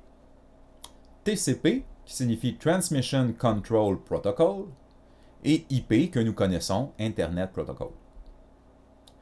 L'ensemble TCP/IP, c'est ce qu'on appelle une suite ou un ensemble de protocoles qui est utilisé pour naviguer sur Internet. Internet, juste comme ça, qui vient de Inter-Network, ce qui veut dire, on pourrait dire, un réseau de réseaux, des réseaux qui sont branchés ensemble. Donc, Inter-Network, qui est notre Internet. Ces différents protocoles, dont le protocole IP et les autres protocoles, vont être répartis dans ce qu'on appelle des couches.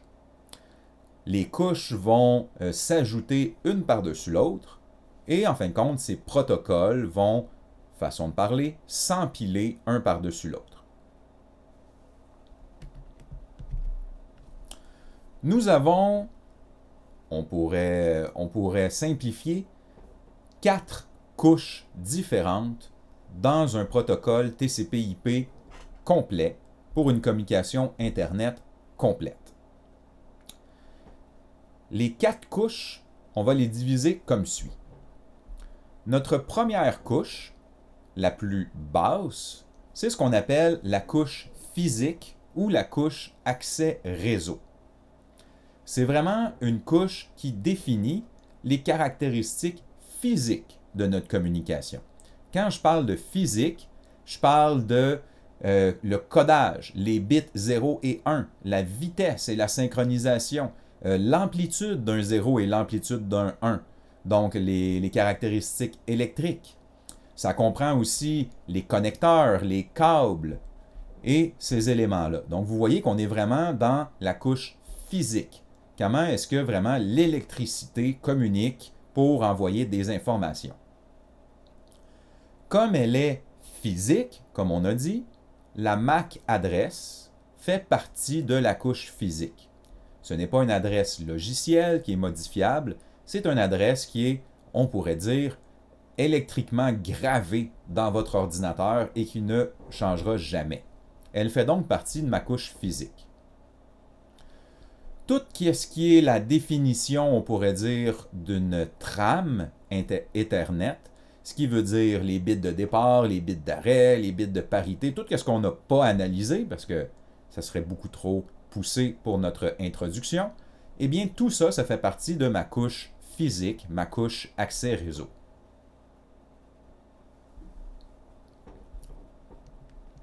Allons maintenant à ma deuxième couche.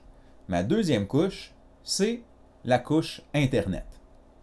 C'est elle qui comprend le protocole IP que nous avons étudié depuis le début. Les connexions entre les différentes unités à l'aide de leur adresse IP, c'est ce qu'on considère comme étant la deuxième couche, la couche Internet. C'est au travers de cette couche qu'on va acheminer des blocs de données d'un ordinateur vers un autre ordinateur au travers ce gigantesque réseau qui comprend plein de réseaux. Le cheminement de ces données, c'est ce qu'on appelle le routage. Et comme on a vu, ça peut parfois passer par plusieurs relais, par plusieurs passerelles avant d'arriver finalement à la destination.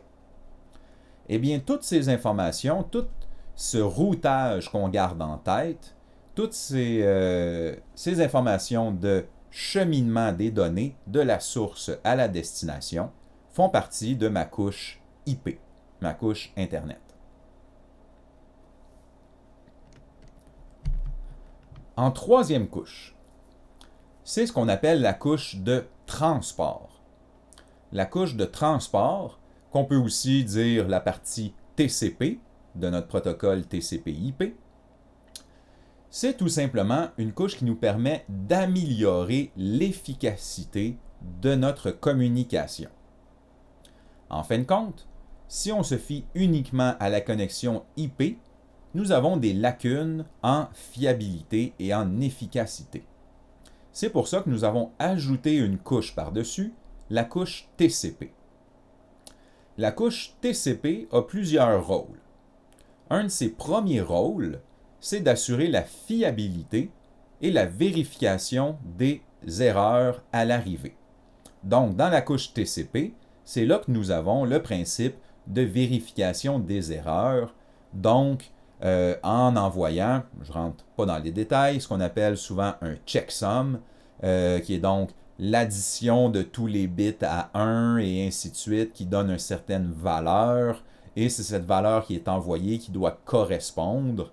Donc, on a, et encore là, ça peut changer, on a plusieurs principes qui assurent la vérification des erreurs. De plus, le protocole TCP permet de découper en plusieurs petits paquets un message qui serait trop long.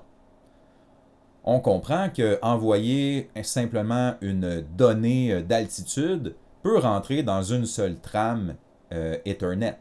Mais envoyer, par exemple, un vidéo complet ou une image plus volumineuse, on va avoir besoin de découper en plusieurs petits paquets notre message.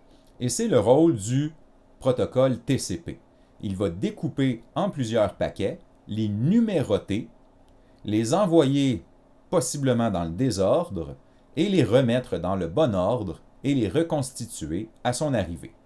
Donc tout ça, c'est le protocole TCP qu'il prend en compte. Mais ce n'est pas tout. Le protocole TCP va encore plus loin.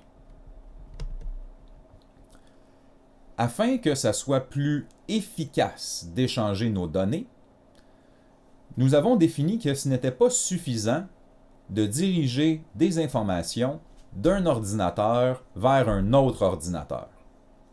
Avec le protocole TCP, comparativement au protocole IP, nous pouvons en plus diriger l'information directement vers le bon logiciel ou la bonne application qui roule sur notre ordinateur. Donc, de la façon que ça fonctionne, c'est que dans notre ordinateur, chaque application et chaque logiciel obtient ce qu'on appelle un numéro de port.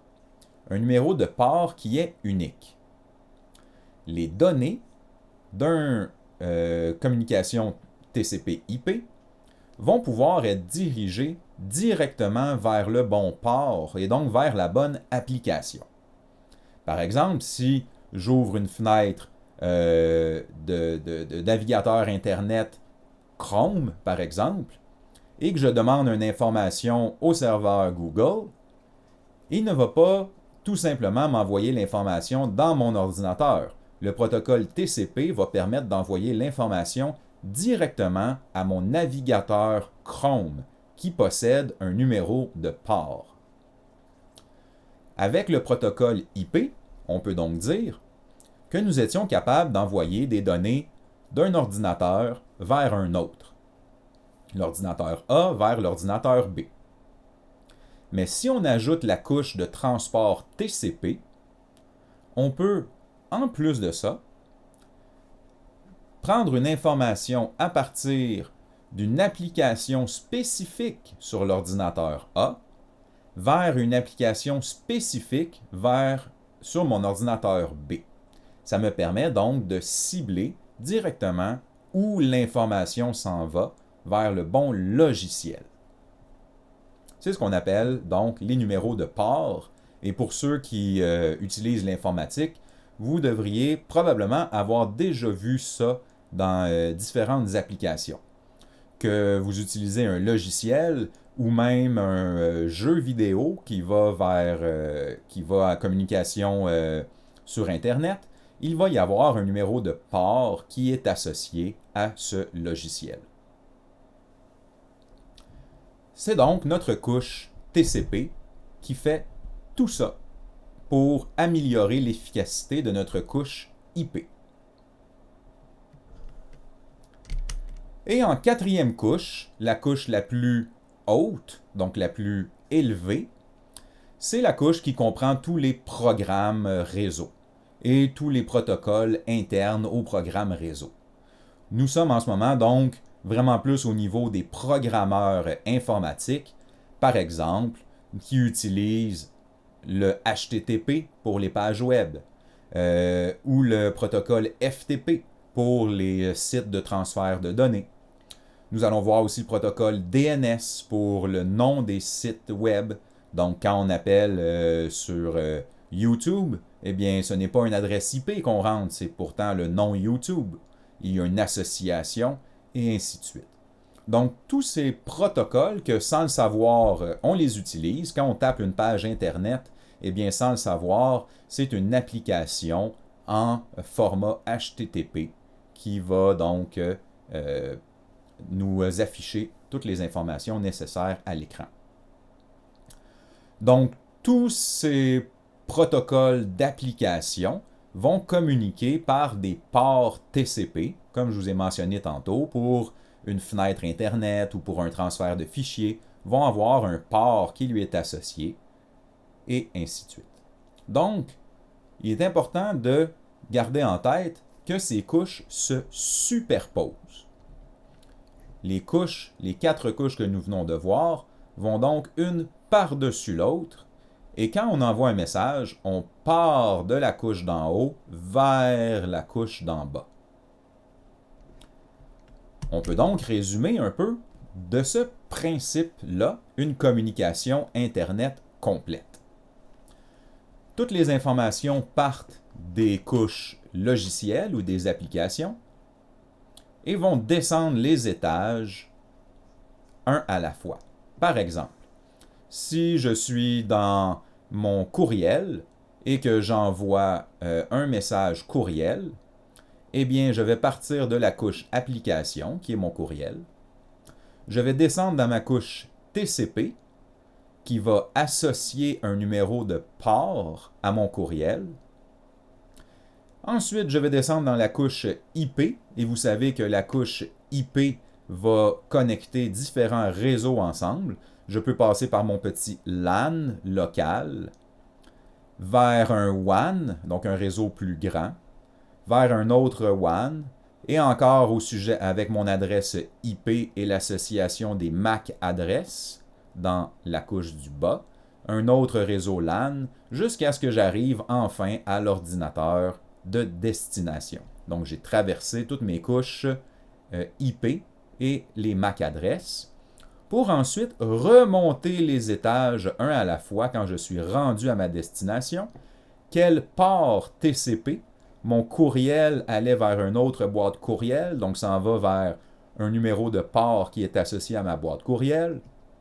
Et ensuite, l'opérateur de destination, celui qui reçoit mon message courriel, va pouvoir, dans la couche application, lire son courriel à l'écran. Donc, c'est comme ça qu'on procède pour une communication Internet complète. Évidemment, c'est une introduction, c'est incroyablement plus complexe que ce que je viens de vous présenter. Évidemment, le métier d'informaticien est un métier à part entière, donc ce n'est uniquement qu'un survol qu'on vient de voir au sujet des protocoles TCP/IP.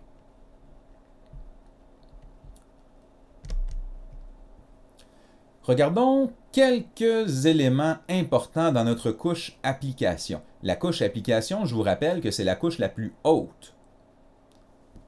Qu'est-ce qu'on a dans cette couche? Eh bien, on a déjà parlé du HTTP qui forme les pages web, du FTP qui forme le transfert de données. Mais qu'est-ce qui peut être intéressant pour nous? C'est ce qu'on appelle le protocole DHCP. Le protocole DHCP signifie Dynamic Host Configuration Protocol. C'est le protocole qui détermine les adresses IP. Nous avons vu depuis le début que l'adresse IP peut être modifiée. Donc, le serveur DHCP a comme rôle d'associer des adresses IP, ce qu'on appelle dynamiques, donc des adresses IP qui vont être modifiables aux différents hôtes de mon réseau. Le but, c'est de ne pas laisser un ordinateur éteint avec une adresse IP réservée, alors que cette adresse IP pourrait être donnée à un nouvel ordinateur qui vient de se connecter. Ça nous permet d'avoir plus d'ordinateurs possibles dans le même réseau, en donnant de façon dynamique à chaque usager une nouvelle adresse à chaque fois qu'il se connecte. C'est donc le rôle du DHCP, adresse IP dynamique. Nous avons un autre élément, ce qu'on appelle le serveur DNS. C'est serveur DNS pour Domain Name System. C'est, comme je vous ai mentionné en introduction, le lien entre une adresse IP et le nom d'un site ou d'un serveur. Par exemple, nous connaissons tous par cœur youtube.com, mais très peu d'entre nous vont savoir l'adresse IP par cœur de youtube.com qui pourrait, je ne sais même pas si c'est la bonne, qui pourrait être 64.40.110.182. Nous ne voulons pas nous remémorer des adresses IP par cœur. Nous voulons nous remémorer du nom du site ou du nom du domaine. C'est pour ça que le serveur DNS va faire l'association et va garder en mémoire l'adresse IP qui est associée à un nom de domaine. Il y a plusieurs serveurs DNS et la façon dont ils procèdent, c'est que chaque serveur DNS va demander des informations aux autres serveurs jusqu'à ce qu'un serveur lui donne la bonne réponse. Par exemple, si je veux me connecter à cégeps-montpetit.ca, eh bien, je suis sur mon réseau, j'écris cégeps-montpetit.ca, mon premier serveur n'a aucune idée de qui je veux parler. Il va donc parler à un autre serveur DNS et lui demander « Est-ce que tu connais cégeps-montpetit.ca » L'autre serveur va dire « Non, j'en ai aucune idée » et il va passer le relais ainsi de suite. Deuxième serveur non plus « Non, j'ai aucune idée » et il va continuer à passer le relais. Éventuellement, peut-être le troisième serveur, lui va avoir dans sa mémoire l'association. Il va déjà avoir parlé à cégeps-montpetit.ca. Il va donc pouvoir répondre « Oui, oui, oui, moi je connais l'adresse IP de cégeps-montpetit.ca, la voici, c'est 205.151.251.116. » Mon serveur DNS va recevoir cette adresse IP, va la garder en mémoire et va maintenant pouvoir répondre aux autres personnes, aux autres serveurs, va pouvoir répondre avec la bonne adresse IP si quelqu'un d'autre pose la question qui est cégeps-montpetit.ca. Donc, c'est ainsi que les serveurs DNS, eux aussi, vont créer des relais afin de trouver au final la bonne information pour associer le nom d'un domaine à une adresse IP.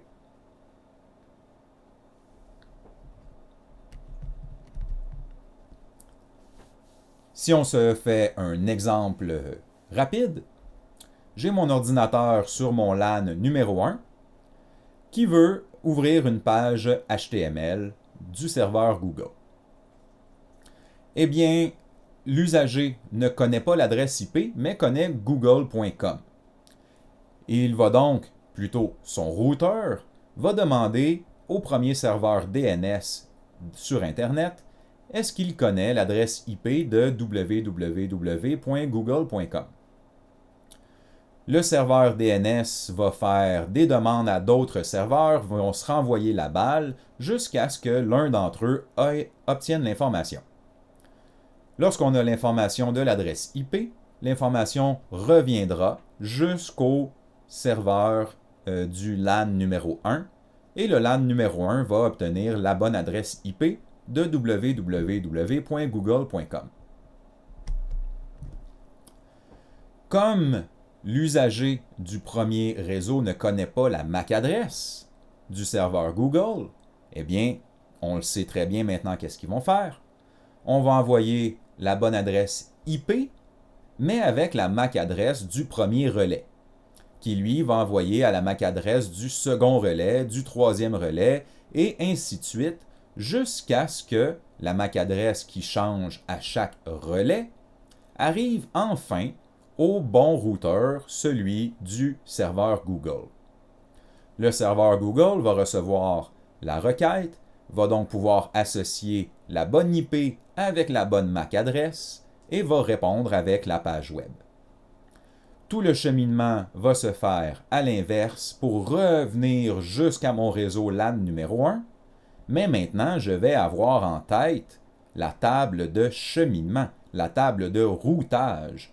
Je ne vais plus jamais donc refaire tout, on pourrait dire, ce procédé pour trouver le serveur Google, étant donné que mon routeur va maintenant garder en mémoire l'adresse IP et le cheminement pour se rendre, donc le routage, pour se rendre jusqu'au serveur Google. Et toutes les autres communications par la suite vont se faire beaucoup plus rapidement, comme le chemin est déjà établi.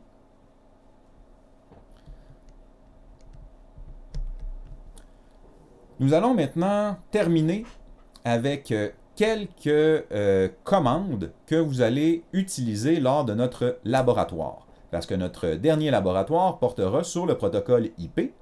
Nous allons connecter quelques ordinateurs ensemble en réseau LAN et nous allons tenter différentes commandes et de façon de communiquer entre nous avec nos ordinateurs. Donc, je vous présente quelques commandes. Tout d'abord, nous avons la commande ipconfig. Donc, pour entrer ces commandes, il faut entrer dans ce qu'on appelle le command.com, donc l'indice de commande de Windows. Nous allons pouvoir écrire la commande ipconfig. Cette commande va permettre d'afficher et même de modifier différentes configurations réseau. Je vais donc voir, quand je fais ipconfig, mes cartes réseau qui font partie de ce petit réseau. Donc, vous voyez que j'ai une carte réseau sans fil pour mon réseau numéro 2, j'ai une autre carte réseau sans fil pour mon réseau sans fil numéro 1, et j'ai aussi une carte au réseau local, donc probablement une carte branchée directement laboratoire.collège Édouard-Montpetit. On peut ajouter des options, donc vous pouvez écrire ipconfig barre oblique slash ipconfig slash point d'interrogation pour avoir de l'aide sur la commande ipconfig.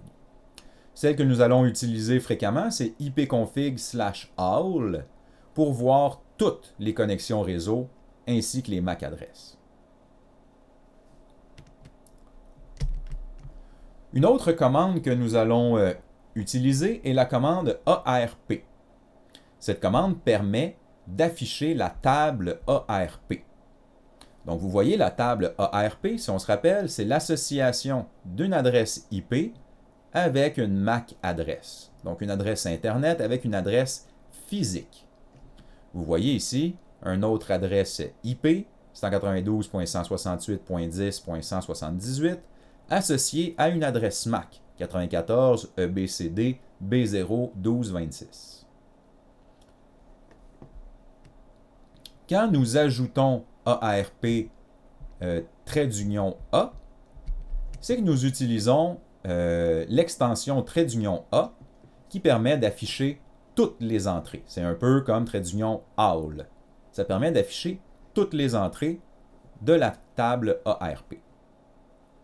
Nous pourrions spécifier un réseau, mais dans notre cas, comme les réseaux seront relativement petits, nous allons utiliser ARP trait d'union A. Nous pourrions manuellement ajouter ou supprimer des entrées dans la table ARP, donc avec l'option S et l'option D.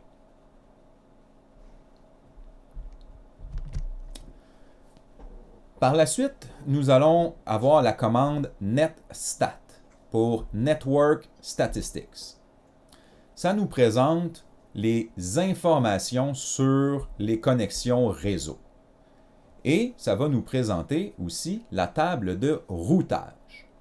Donc, chaque connexion entre une destination d'un réseau, le masque de ce réseau, et comme on a vu dans la table de routage tantôt, nous allons avoir l'adresse de la passerelle, si on a besoin d'une passerelle, et l'adresse de l'interface, ce qui veut dire quel est mon identifiant sur ce réseau. Donc, vous voyez que la table, ici, peut s'adresser à différents réseaux. Nous avons le réseau 192, 168 et ainsi de suite, et nous avons le réseau aussi 127.255 et ainsi de suite. Donc, il peut y avoir plusieurs réseaux. Le réseau 224.000. Donc, il y a plusieurs réseaux avec plusieurs masques, plusieurs passerelles et plusieurs identifiants d'interface. C'est notre table de routage. Il y a bien entendu des options que nous pouvons ajouter. Netstat trait d'union A pour, encore une fois, trait d'union ALL pour voir toutes les connexions et tous les ports actifs. Donc, on va même voir les ports TCP. trait d'union R pour voir notre table de routage et d'autres options pour voir différentes statistiques de nos communications réseau. Terminons avec deux dernières commandes que nous allons utiliser dans notre laboratoire. L'option Net Send. Cette option, ça permet d'envoyer un message qui va apparaître à l'écran sur un petit réseau LAN. Je vais utiliser la commande netsend, suivi de l'adresse IP ou du nom de l'ordinateur, suivi du message que je veux transmettre. Et quand je vais envoyer cette commande, le destinataire va recevoir un message qui va apparaître à son écran, ce qu'on appelle un pop-up, qui va apparaître dans son écran avec un message qui contient ce que vous avez écrit. Donc, c'est ce que nous allons tenter de faire au laboratoire, de s'envoyer des messages par l'option NetSend. Au lieu d'envoyer un message, nous pouvons aussi simplement faire un test d'accessibilité, un test de communication d'un ordinateur à un autre ordinateur, avec ce qu'on appelle la commande ping. Le ping, c'est tout simplement, vous pouvez penser à un aller-retour comme ping-pong. Donc, j'envoie un message très court à une machine, à un ordinateur, et elle me répond immédiatement, ce qui va me donner un délai. Ce délai, c'est le ping. C'est le temps que ça prend pour communiquer à un autre ordinateur. Ça me permet ainsi de tester que l'ordinateur est bien connecté et si le réseau est efficace.